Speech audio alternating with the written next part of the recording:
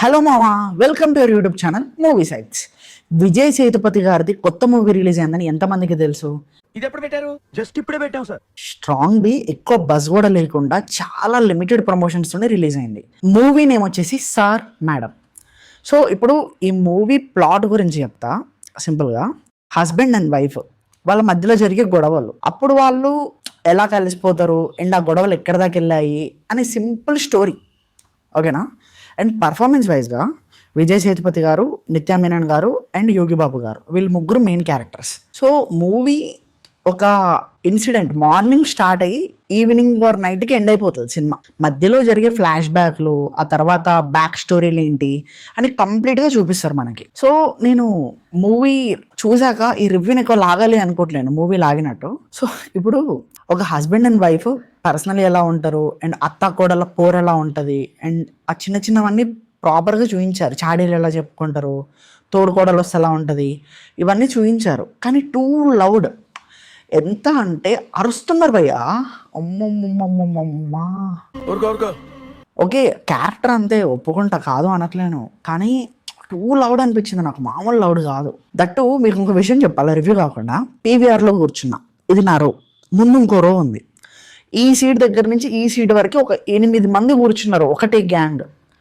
వాళ్ళు సినిమా చూడడం మానేసి పాప్కార్న్ దగ్గర దగ్గర 4 or 5 times రీఫిల్ చేశారు. ఒక టర్బో జంబో మేము ఎప్పుడు కొనుక్కోలేదండి, మేము పేదవాళ్ళం, కానీ ఇంత పెద్దగా ఉందో పాప్కార్న్ది, దాన్ని 4-5 సార్లు నింపారు రీఫిల్ చేసుకుంటూ.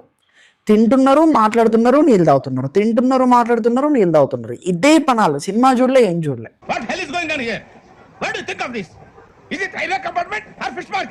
సినిమాలో కొన్ని టైమ్స్లో ఫన్ ఉంది, కొన్ని మూమెంట్స్లో ఫన్ ఉంది, కానీ కొన్ని మూమెంట్స్లో ఫన్ ఉన్నందుకు సినిమా మొత్తం థియేటర్లో చూడమని అయితే నేను రికమెండ్ చేయను. It's not worthy on theatres. ఓటీటీకి వచ్చిన తర్వాత okay, you can watch it on one time watchable movie అని చెప్పొచ్చు. వన్ టైం వాచబుల్ అనే చెప్తా సీరియస్లీ, ఎందుకంటే సాంగ్స్ తెలుగులో చూసా, డబ్బర్ సాంగ్స్ అంతేం బాగాలేవు. It's not up to the mark to watch in the theatres అని అనిపించింది నాకు అంతే.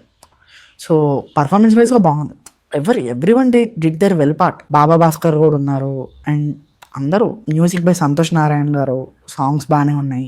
తమిళ్ వెర్షన్ బాగుంటాయి, సాంగ్స్ బాగున్నాయి. అండ్ మన పాండ్యరాజ్ గారు, డైరెక్టర్ గారు, ఒక సింపుల్ స్టోరీని ఒక నీట్గా ఒక సింపుల్ వేలో చూపిద్దాం అనుకున్నారు అండ్ అలానే చూపించారు అంతే. ఎవరిదే తప్పు లేదు, మనదే తప్పు థియేటర్ పోయినందుకు. ఇది రియలైజేషన్ అంతే.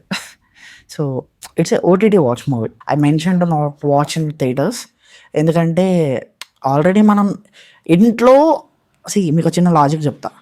ఇంట్లో సౌండ్ ఎక్కువైందంటే సౌండ్ తగ్గివచ్చు, కానీ థియేటర్లో సౌండ్ తగ్గామంటే ఎవడు వింటాడు? ఎవడు వినడు. అట్లా అరుస్తుంటే చెవులు కొట్టేసాయి నాకు. నువ్వులు మూసుకోవాలి అని జ్ఞానం ఉండక్కర్లా అంతే. ఒకవేళ ఈ రివ్యూ మీకు చాలా మందికి నచ్చకపోవచ్చు, నాకు తెలియదు, బట్ నాకు అనిపించింది చెప్పాను అంతే. ఇట్స్ కంప్లీట్, ఇది నా ఒపీనియన్. మీరు చూస్తే మీకు ఏమనిపించిందో కింద కామెంట్స్లో చెప్పండి. అండ్ ఇలాంటి రివ్యూ, సజెషన్స్ అండ్ అప్డేట్స్ ఇంకా కావాలి అనుకుంటే మన ఛానల్ని సబ్స్క్రైబ్ చేసుకోండి, లైక్ చేయండి, షేర్ చేయండి ప్లీజ్, అంతే. ఓకేనా? Thank you and will see another video. Bye.